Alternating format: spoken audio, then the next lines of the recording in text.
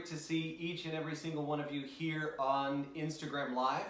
And it is going to be a fantastic morning. We've got some really cool stuff planned for you, but first I want to clear something up. As you join into the chat room, feel free to give a wave to somebody that you know, shout them out, shout them down, say hey, what's up to somebody. This does not have to be the space where we're all really quiet. As a matter of fact, what I've been learning is that Instagram Live and social media actually draws out the extrovert in us all. So feel free, wave at somebody if you like something that's said, say that's awesome, that's good, and we'll get going into this morning's message. But for those of you who don't know me, my name is Sam, and we've got some fun things planned for this morning as we kind of enter into this time of worship on our Instagram Live. But we got some cool stuff, and I want to hit it right now as we kind of get started. We're going to have everything that we would normally have here on Instagram Live. But here's what it's going to look like, right? Because as you can probably notice, we are not in room 405, right? It's not I'm not on the stage. I don't have a microphone. It looks a little bit different than it normally would ordinarily. Now, that's because our governor ordered the shelter-in-place law or order, right? And that's exactly what we've been doing. We've been sheltering at my place. So I'm coming to you right now from my kitchen, and we're going to jump into my message here really, really quickly. But first, I wanted to let you know how you can participate in small groups. That's right. We're still going to have small groups. We're still going to be on our reading plan. We're still going to be able to worship together, and it's going to be a great morning.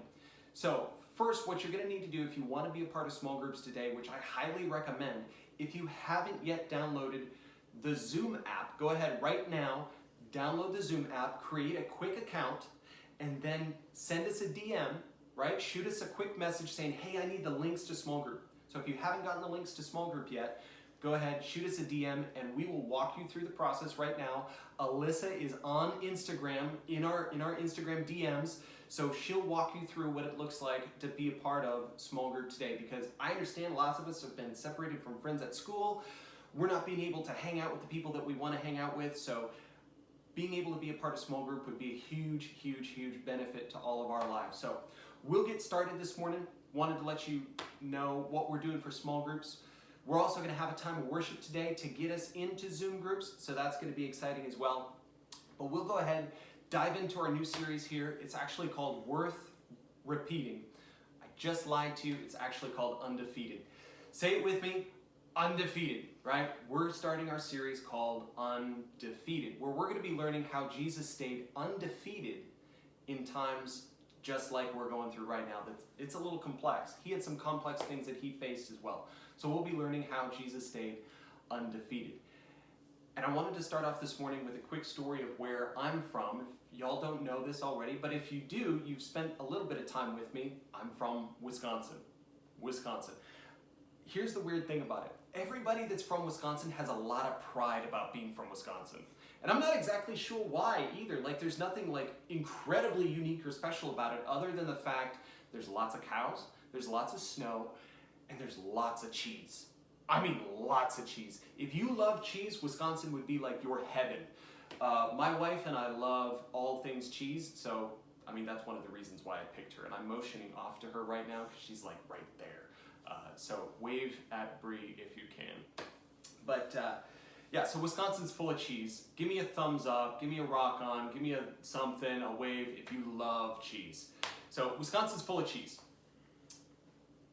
But my family actually moved away from Wisconsin when I was about 7 years old. So we moved to Oklahoma.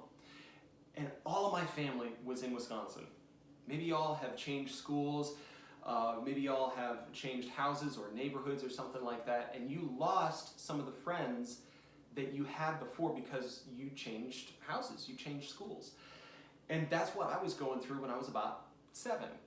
I had moved away from my entire extended family, so no more cousins, no more grandpas, grandmas, uncles, aunts, family get-togethers, all that was just gone. And I know some of y'all are going through that right now with not being able to see friends at school, maybe not being able to see friends that you go over to their houses or whatever, and it's a really difficult thing, and that's exactly what I was going through back then. And I know, give me like a wave or a thumbs up or something if maybe you're a little bit too close to your family right now and you're like, one of us has to go. 2 days of quarantine was cool, but I'm done. I'm ready to go back to school. Give me a thumbs up, give me a wave or something like that.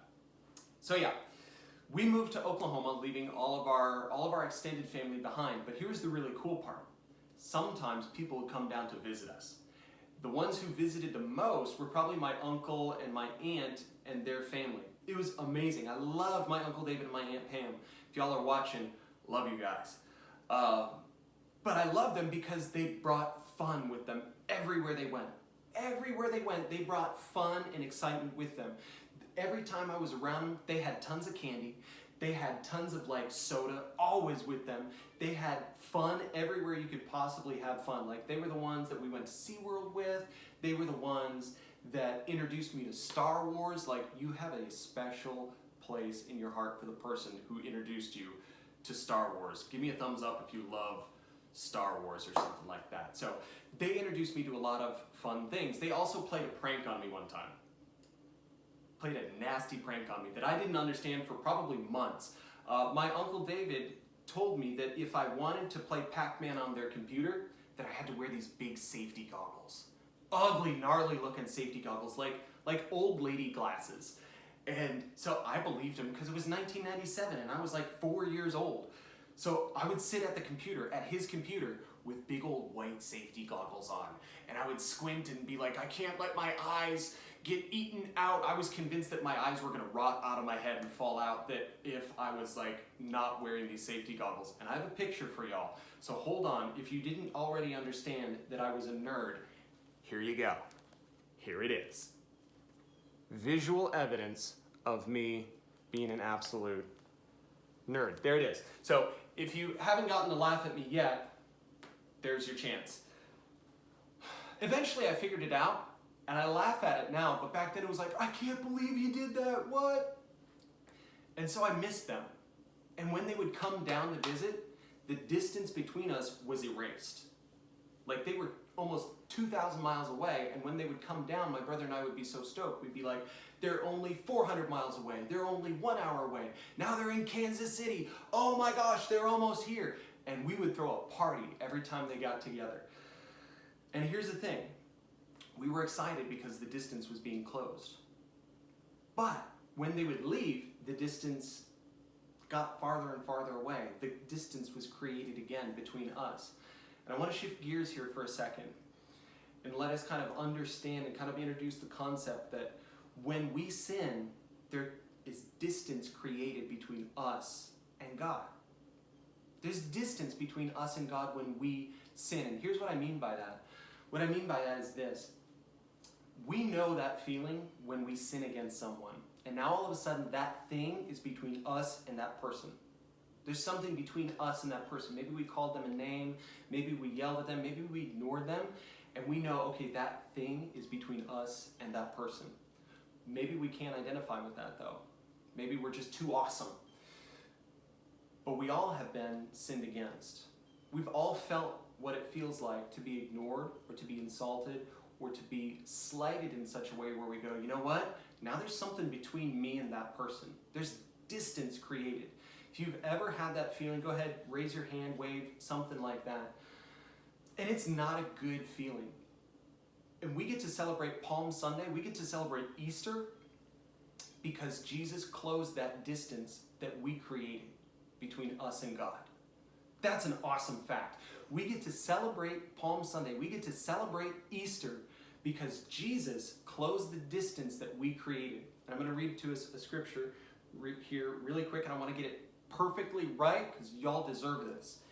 It says in 1 Peter chapter 2, verse 24, it says, He personally, referring to Jesus, carried our sins in His body on the cross so that we can be dead to sin and live for what is right. By His words, you are healed. Here's what that means. It means that Jesus took our place. The punishment that we deserved, He said, I'll take it. The distance that we created between us and God, He said, I'll close that distance. And all of a sudden, we get to celebrate Easter. We get to celebrate Palm Sunday, not because of something that we did that was so awesome, not because we cleaned up our act, not because we're really good, not because we did something and we earned our way into God's love or we earned our way into his heart, but because Jesus closed the distance. Jesus covered that gap.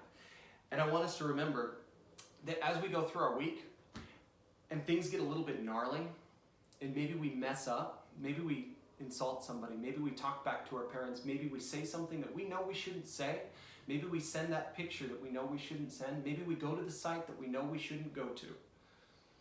And as that guilt and that shame heaps onto us, and we feel the distance between us and God get even bigger, and we feel the distance created between us and knowing what we're supposed to do become even greater, that we would look towards Easter, that we would look towards today, Palm Sunday, and go, wait a second, Jesus closed that distance for me. I don't have to feel distant anymore. Just because I created that distance doesn't mean that Jesus didn't pay for it. He already paid for it on Easter and on Palm Sunday, and that's good news.